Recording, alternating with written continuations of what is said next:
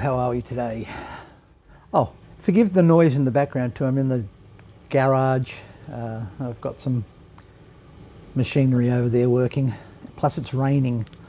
Not very happy about that, I can tell you. Now, a lot of people see pop culture and cosplay as being totally unrelated and alien to the real world. Well, it isn't. In fact, many of the problems that we have in the real world are multiplied for whatever reason in pop culture. So it's very, very important that you remember that everybody meets everyone else in the world differently. You might meet someone and think that they're the best thing since sliced cheese. I might think they're mouldy bread. That's just how it is. Important thing though is to let people find out for themselves. No one takes up pop culture or cosplay to get rich. Anyone who has made money from cosplay especially, they are the exception to the rule. It's difficult because there is no authorized course you can do to be a cosplayer. There's no certificate you can receive to say I'm an official cosplayer. That's just how it is. Yeah, there are people out there who do make money from it, and again, they are the exception. And what is important is if you do receive some form of notoriety, popularity, don't use it as a wedge on other people who may not. Not everybody's in it for the same reasons. I do it because I enjoy it. I do it because I like pop culture and things that are associated with it. I don't use it as a way to pick people up or anything like that. Decide what you want to do and what you want to be. Pop culture and cosplay, they have various levels of involvement. Some people just want to walk around not in costume and enjoy seeing people in costume and seeing vendors. Others want to dress up just to take part, you know, to be part of the culture. Others want to dress up to show how good they are at creating a costume. And others want to use costumes and cosplay as a way of showing their abilities at acting and role-playing, etc. Again, it's up to you. You're in this culture for your own reasons. You don't have to please anyone but yourself, and that is something which is very important for you to remember. It's right up there with everybody meets everybody else differently. That's my number one of the commandments. Number two would be you don't have to please anyone but yourself. And number three, though I'm jumping ahead here, would be if you're not enjoying yourself, why are you even doing it? If you're not getting any fun from what you're doing, you have to assess why and what your aims originally were. If you have the time, the ability and the means to create source accurate costumes, God love you, go ahead, do it, but do not use that as a lever over those who do not. It's like real life, not everybody has the same skill sets or advantages. That's just the way it is. And most importantly, if you do have that ability to do those things, that doesn't make you superior. It just means you know how to do something that somebody else doesn't, or you view it differently than somebody else does. Doesn't make you a god. Your first costume is going to be very different from what you eventually get. You grow and you adapt. Create your costume to please yourself first. Then sit back and think about it, you know, take it out for a few spins. Oh, that's one thing I will say. With your first costume, I would suggest trying a smaller local event as opposed to going to a major genre event where you will see a lot of people who do have time and effort to put in to make their costumes, and it can be heartbreaking. So go to a smaller one, get the feel of the atmosphere, lay of the land, so to speak, and then work on it from there. I have more time for people who create their own costumes, even if they're not 100%, because they've put time and effort into it, especially with young newcomers to the culture. And nothing can be worse than getting into a situation where somebody who's been fortunate enough to become what they consider a celebrity, and all they do is go, oh, you made that. That's not needed. That's not needed at all.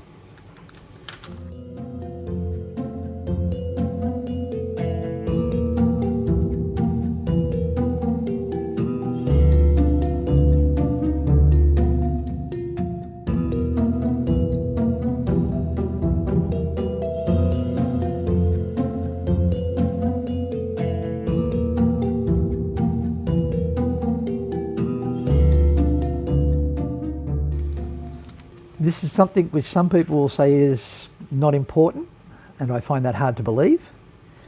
But do some research.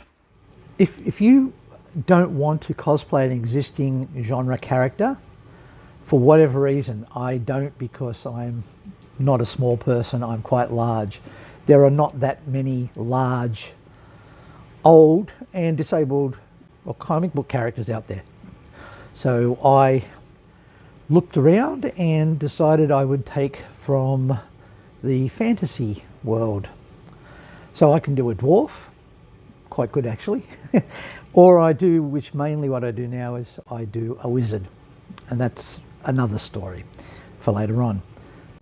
So in researching, look at a genre or a character that you're interested in, and then look in the background, because characters don't exist in a vacuum. They exist in a world just like ours. They have other occupations and other groups. Look into them and have a look. That way you're not really forced to make a screen accurate costume. You can make 1,000 different alterations and still be considered part of a fantasy world. Again, most important part is make sure you please yourself. Don't be discouraged. Spend plenty of time doing sketches. Search the internet for pictures. It doesn't hurt to look up existing cosplayers. A lot of people go, oh, you didn't buy your own material, you didn't stitch it. There's nothing wrong, especially as a beginner, buying an existing costume and altering it over time. My first wizard costume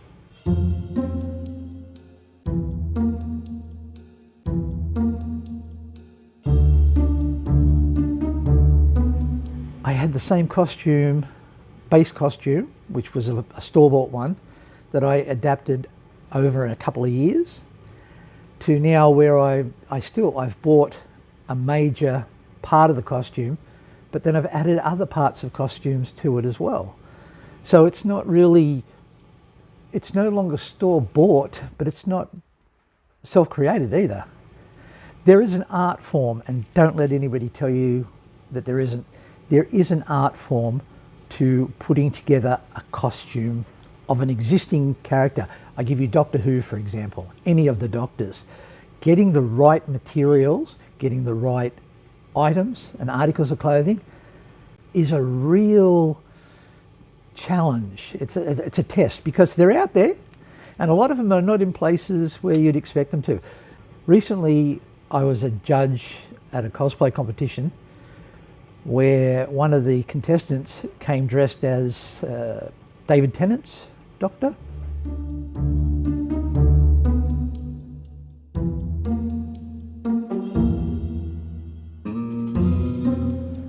And he looked really good. He'd even cut his hair David Tennant style.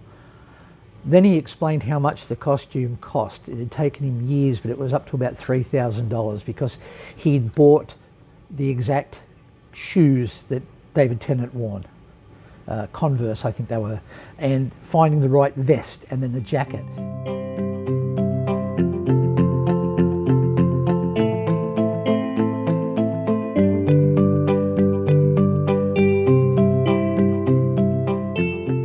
Now again, if you've got the means to do that, God love you, but most people don't. But that's where putting together a costume is just as important as making one yourself. Just remember, you can buy a generic costume and add to it as the years go by. Yeah, I do.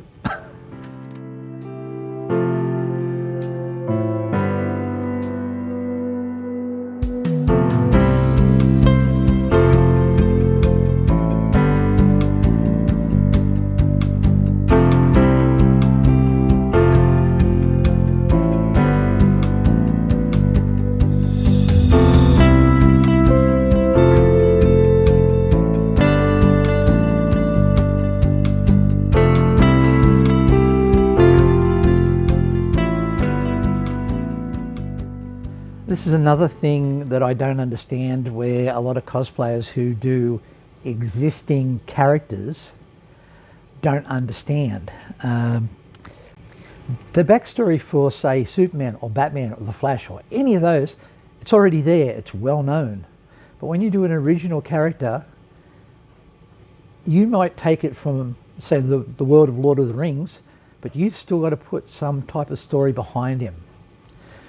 Now, you might never actually explain the story, but as you're creating the costume, it keeps you grounded, because if you're a dwarf, for argument's sake, and you're making a dwarf costume and you think, oh, I'll wear a wizard hat. Think of where dwarves live. They live in the mountains, inside the mountains, in mines. That's what they do. So a tall peaked cap is not a good idea in the mines. Now, it might look good on your character, but is that what you want to do? My costume, because of the backstory, and I did this deliberately, he's a wandering wizard, and he's been alive for years. And the backstory is he's a member of a race called the Charon, which, if you know Greek mythology, that is the man who used to take the souls across the river Styx to Hades. My version is that he is part of a race. There's not one Charon, there are a race of them. But the beauty is, he starts in a costume, and as the costume gets older, rather than buying a new one, he will stitch it up. So the belts that he wears are pieced together from belts that he's made. The accessories he wears. Now this is where it's very important. I'm not very good at stitching and sewing, but I can do it.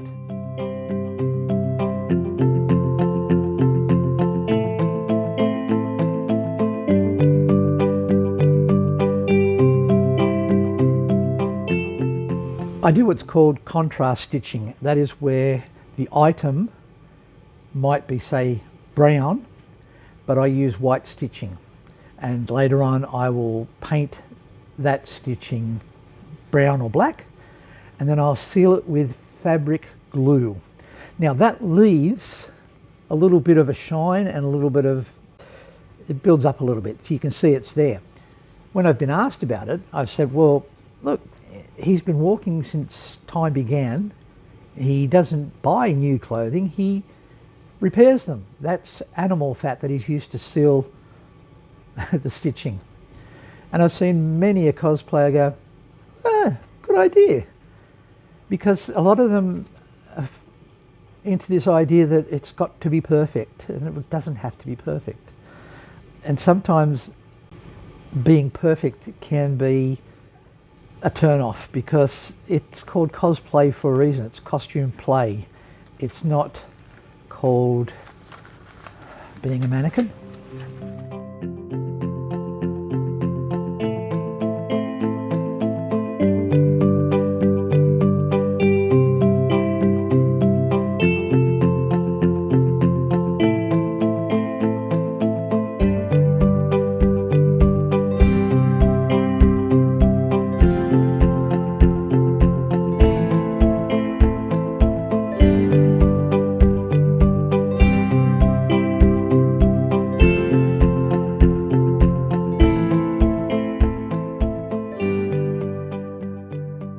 It's important to choose a creation path. This might seem a little odd, but look at why you're making the costume outside of because you want to do a costume, you want to play a character. If you're a week out or 2 weeks out from a convention and you've never done anything, this is not a good time to start building any type of costume. Those people who are in the culture already call it con crunch, which is basically where they do the final touch-ups. But for a new person, no, don't go there. So it doesn't hurt, you know, look around, as I said before, choose maybe a smaller local event and then work towards debuting it at that event. Because you'll get there and you'll find what works and what does not work. I've done that many times, especially with shoes because of different problems I have with feet.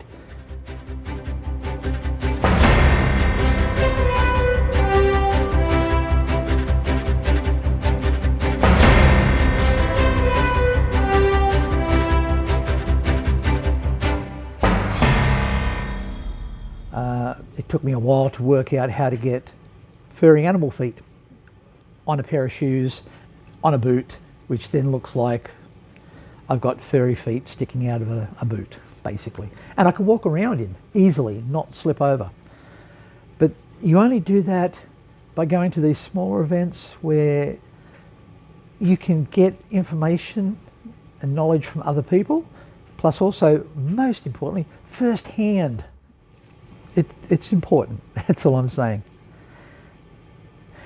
Again, give yourself plenty of time, go to your first event and then come home, and you will have seen countless other people in costume and you'll think things that are needed.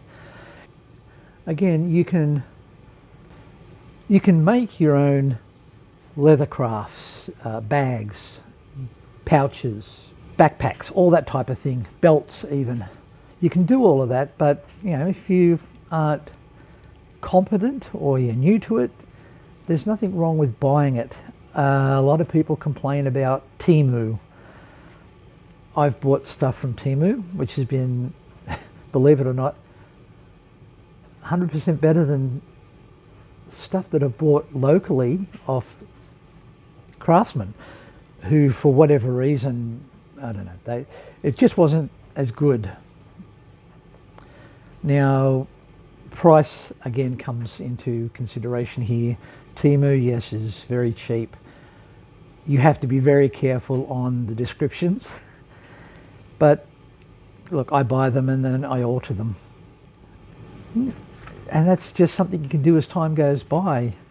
I had some small glass vials and I had them in a pouch and they were stitched into the pouch because I couldn't figure out how to keep them into the pouch. And then I ran into a friend called Eden, and what she was wearing was she had bought a pouch which had a hanging section at the bottom for vials, and it was actually it was interesting to see because each vial had its own separate compartment, and then there was a piece of leather underneath it, so they were sitting on that so they wouldn't slip out. I don't know why I didn't think of that because it's fairly straightforward, but I didn't. So I went and bought one like she had. Works wonders.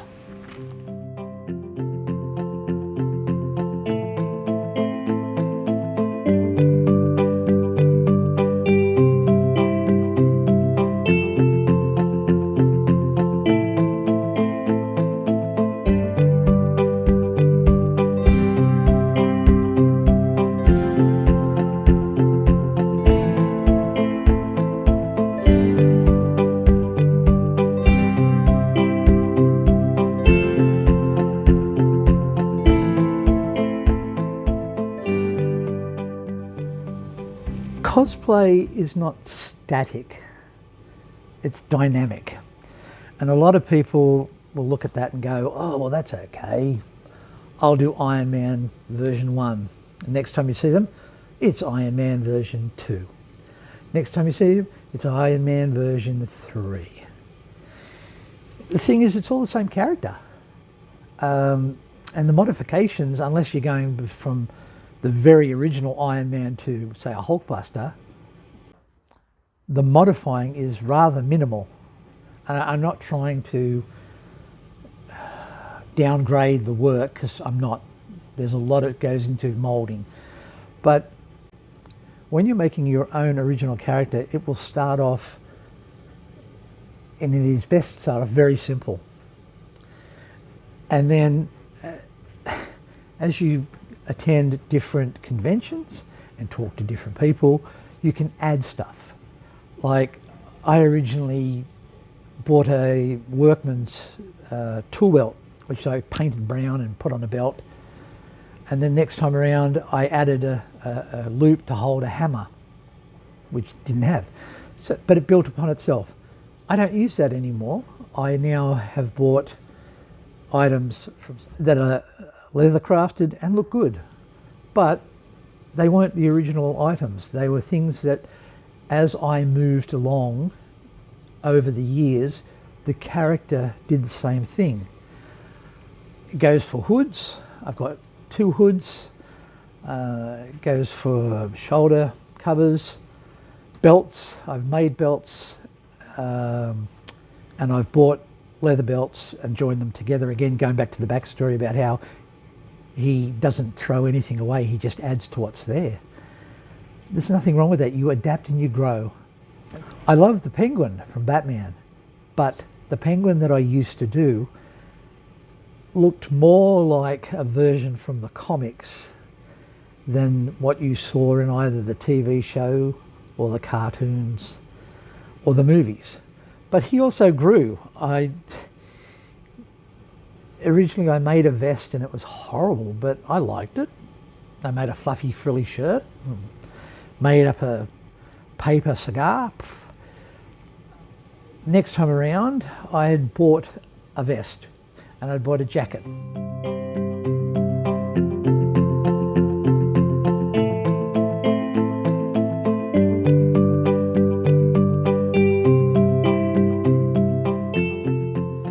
And top hat, and I'd originally done a mask which didn't really look that good, but it did have a monocle.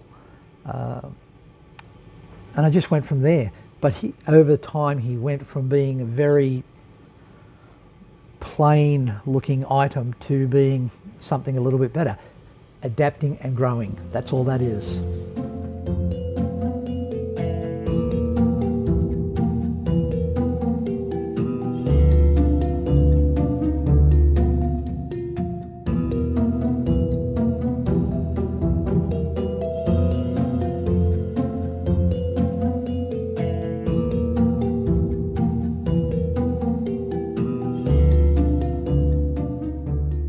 Let's wrap everything up. Assess why you want to do a character or what you're looking for in pop culture. Remember, there are several layers like there are in real life. You might just want to be a spectator. You might just want to go along with the crowd, or you might want to be a star. That's the wrong word. I likened it to this. Look at any sport. You have people who just go and cheer on the team. You have people who go along and cheer on the team, but in costume, and they will paint their face, flags, yay! Then you'll have people who actually go out on the field and play. All of those are viable and important parts of that culture. Same with pop culture. You just have to decide what you're going to do. If you want to compete, please, this is very important. If you want to compete in a competition, please make sure that your character suits the competition. If you go to a strictly anime convention as 1960s Batman, for example, and you went to the competition and they go, oh, I didn't get anywhere, even though the costume was perfect, was the costume suitable for that competition? Same, if you buy a costume and you go in a creation competition, which is where they will ask you to keep a log of, you know, what materials you bought, how long it took you to do it, did you do the stitching yourself, and so many other things, and you don't get anywhere, that's because your costume doesn't suit the competition. Same as if you're a creation person and you go into a general cosplay competition and someone who's made their own costume, but it's been based on an existing costume and they've added to it and altered it, maybe brought some of their own old clothes into it, and they win, you can't really complain, because the competition isn't about, are you good at creating a costume? It is about, have you embodied what that character is? A lot of people, they will make a costume and they will get up on stage and they're like a mannequin. That's costuming. And again, nothing wrong with that. Love it. But I do prefer cosplay. And that is where someone gets up dressed as a character and acts the part. Like when I've judged little kids, well, up to say 12, we always take photos. We have a photographer, and the kids will just stand there still, and I'll shout out, "Give us some attitude! Yeah, strike a pose. You're Superman. What does Superman do? Flies." That's being the character, and especially in LARP, we have no trouble getting those people to show their character, because that is part of their culture. LARP is live action role playing. Think Dungeons and Dragons on an oval. You got it. Again, and I will stress this over and over and over again, 3 commandments that I have. Everybody meets everybody else in the world differently. Please yourself. Okay, now I cannot stress this enough, and I will stress it all the time. It's something I say to people when I'm at events, especially to where I've judged, and we'll be standing around afterwards and some parent will come up with their little kid and the kid will say, "What did I do wrong?" Or, you know, "Didn't you like my costume?" and something like that. It's typical kid questions. So I say to the parents, look, there's nothing wrong with the kid's costume. They've done great. Someone else was a little better on the day. But this is what you have to remember. Everybody meets everybody else in the world differently. That's just life. Then I'll say to them,